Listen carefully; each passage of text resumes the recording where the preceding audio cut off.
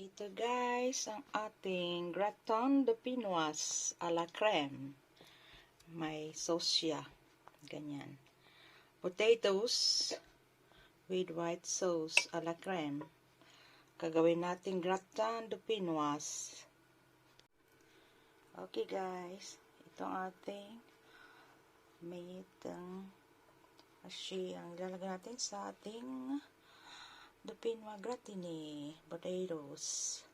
Ayan guys, yan ang ginawa natin para sa ating gratine de pinoise. Yan guys, linagyan natin ulit na potatoes gratine with cream. Yan.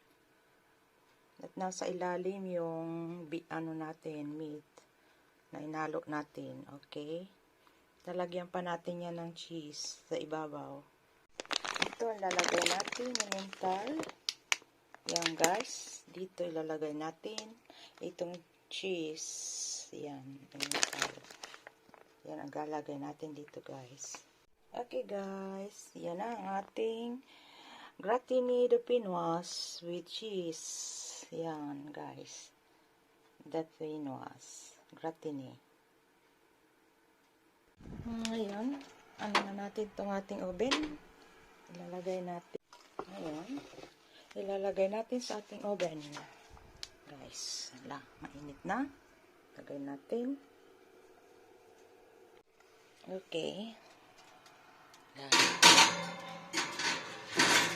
Hanggang. Okay.